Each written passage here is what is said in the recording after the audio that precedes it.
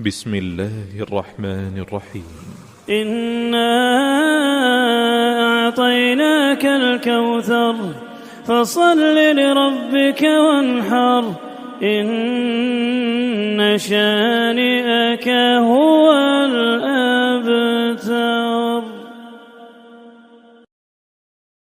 الله أكبر الله أكبر الله أكبر لا إله إلا الله والله أكبر الله أكبر ولله الحمد. الله أكبر الله أكبر الله أكبر لا إله إلا الله والله أكبر الله أكبر ولله الحمد. الله أكبر الله أكبر الله أكبر الله أكبر كبيرا. Bismillahirrahmanirrahim. Assalamualaikum warahmatullahi wabarakatuh. Innal hamdalillah wassalatu wassalamu ala Rasulillah wa ala alihi wa ashabihi wa mawala wala haula wala quwata illa billah, amma ba'd. Alhamdulillah, kita sedang lepas dari hari yang sangat mulia, yaitu Yaumun Nahr, Yaumul Adhiyah, hari penyembelihan. Sungguh hari ini atau Yaumun Nahr adalah a'zamu ayyamin indallah, hari yang paling agung di sisi Allah Subhanahu wa taala.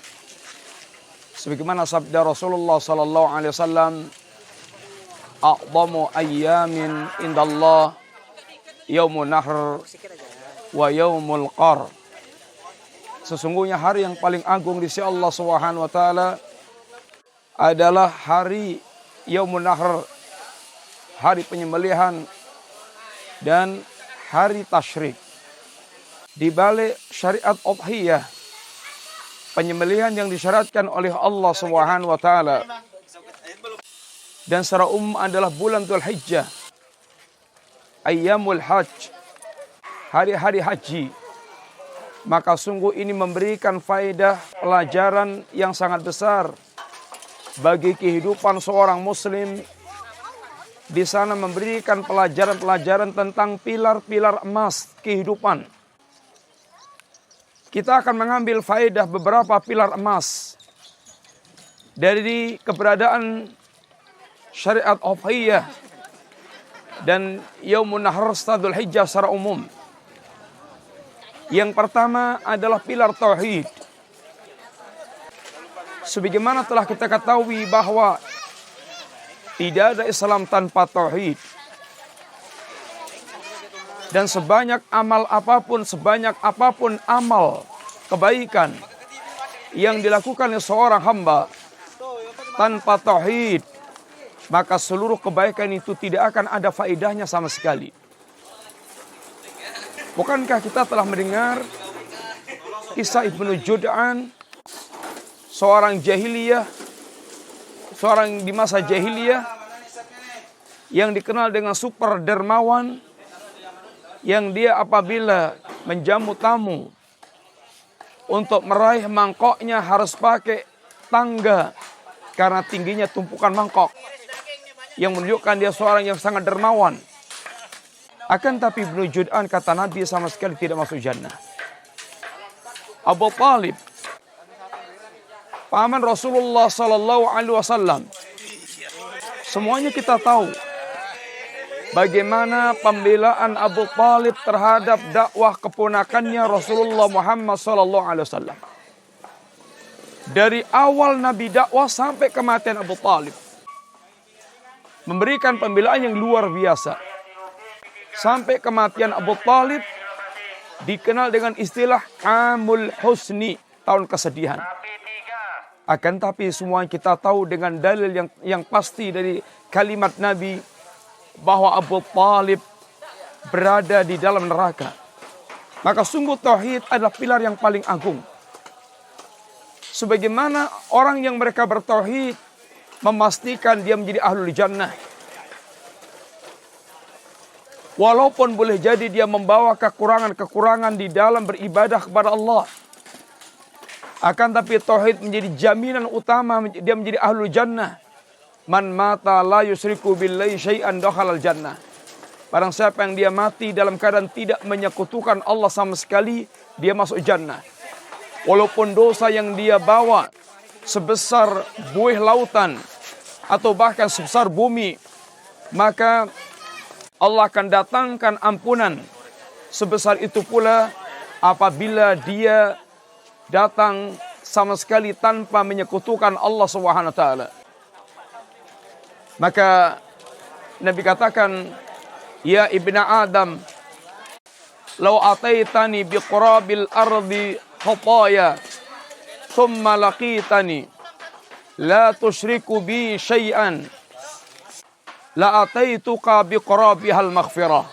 Wahai anak Adam, apabila Anda datang kepadaku dengan membawa dosa sebesar bumi, lalu Anda menemuiku dalam keadaan tidak menyekutukanku sama sekali, sungguh akan aku datangkan ampunan sebesar dosa yang Anda miliki. Ini keutamaan tauhid. Dan pilar tauhid ini kita ambil dari kisah Nabiullah Ibrahim alaihissalam. Dakwah Nabiullah Ibrahim, bagaimana beliau telah berdakwah kepada ayahnya, kepada kaumnya, kepada sang raja Namrud. Walaupun Nabiullah Ibrahim telah berdakwah dengan cara yang lembut dan halus, penuh dengan hujah yang ditegakkannya, hingga terbungkam orang-orang kufar. Kemudian bahkan mereka mengadakan eksekusi. Ayahnya sendiri mengatakan pada Ibrahim, ya Ibrahim, atarghabu an aliyatina ya Ibrahim, la illam tantahi la arjumannak wa jurni maliyan. Ya Ibrahim, apakah engkau benci dengan sesembahanku?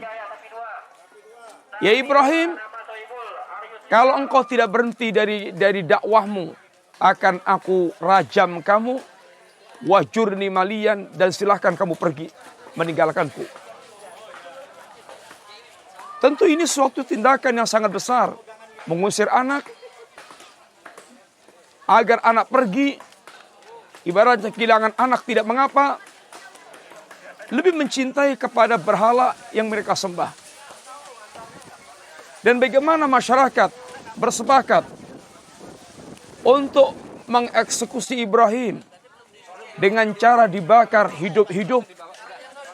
Bahkan mereka mengumpulkan kayu bakar, kobaran apinya sangat besar, sehingga untuk melemparkan Ibrahim harus dengan manjani alat pelempar khusus dari jarak jauh. Ini semuanya dilakukan Ibrahim dalam rangka untuk menegakkan akidah tauhid, mendakwahkan akidah tauhid. Karena ini pilar yang paling utama. Yang manusia tanpa tauhid, maka dia tidak akan memiliki faedah sama sekali di kehidupannya. Seluruh kebaikannya tidak akan ada gunanya sama sekali. Di antara pelajaran tauhid dalam bulan Dzulhijjah ini pula, yaitu dalam ibadah udhiyah.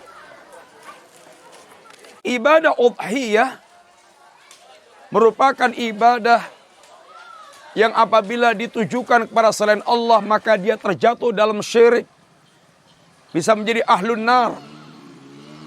Yang Allah Subhanahu wa taala katakan, fasalli li rabbika wanhar. Salatlah Anda dan sembelihlah korban li rabbik, hanya untuk Rabbmu. Tidak boleh untuk selain Allah Subhanahu wa taala. Ini maksudnya adalah menyembelih ubudiyah. Yang apabila dia tujukan untuk selain Allah, kata Nabi, la'anallah man dhabaha li ghairillah. Laknat Allah bagi orang yang mereka menyembelih dia peruntukkan untuk selain Allah. Dakhalan nar rajulun fi dhubabin. Masuk neraka seorang gara-gara lalat. Kenapa? Dia persembahkan walaupun dengan seekor lalat kepada berhala. Sehingga menyembelih ini urusan besar. Inilah pelajaran terbesar dari ibadah udhiyah yang layak kita kembali ingat. Ini pilar yang paling utama yang tanpa tauhid kehidupan manusia tidak bermakna apapun yang dia miliki dari amal kebaikan. Yang kedua, di antara pilar besar yang diajarkan dari ibadah udhiyah adalah ketundukan total terhadap Allah dan agamanya. Dari mana kita mengambil? Lihatlah bagaimana peristiwa Nabiullah Ibrahim alaihissalatu wassalam. Kepatuhannya dan ketundukannya dan tawakalnya ketika menunaikan apa yang telah jelas dari Allah. Bahkan bukan hanya Ibrahim, Ismail dan istrinya Hajar.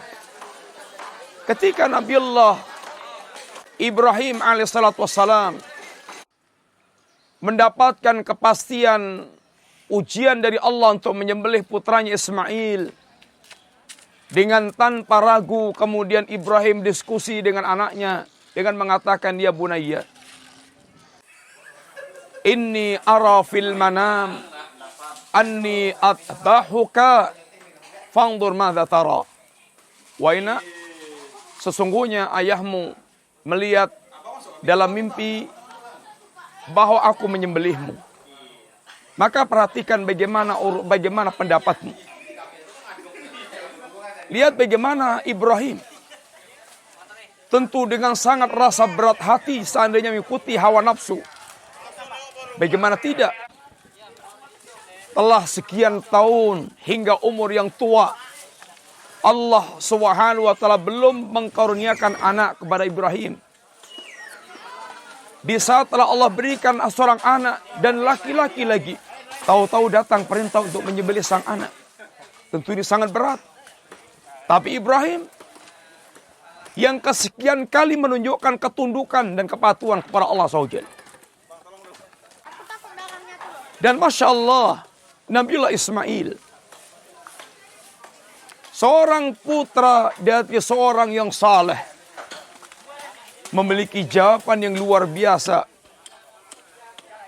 Apa katanya? Ya abati if'al ma tu'mar, satajiduni insyaallah minas sabirin. Wahai ayah, silahkan ayah lakukan apa yang diperintahkan. Sungguh engkau akan dapatkan diriku sebagai orang yang bersabar. Tentu ini luar biasa. Bagaimana ayah yang saleh dan anak ini pun anak yang saleh. Dua-duanya memiliki ketundukan dan kepatuhan kepada Allah. Sungguh menjadi muslim yang berakhlak karimah, yang menjadi manusia terbaik terhadap para hamba-hamba Allah adalah pilar yang diajarkan dari ibadah udhiyah dan hijjah secara umum. Semoga manfaat. Wassallallahu ala nabiyyina Muhammadin wa ala alihi wa sahbihi wasallam. Assalamualaikum warahmatullahi wabarakatuh.